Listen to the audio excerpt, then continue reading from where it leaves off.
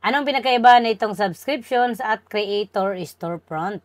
Ito kasing subscription mga guys, monthly payment po ito. Kapag po nag-subscribe kayo, good for a month yan. Ito pong creator storefront or kung magpa-create kayo ng videogram, so ito po ay one-time payment only. So anytime po, pwede kayo magpa-request ng videogram kasi one-time payment po ito.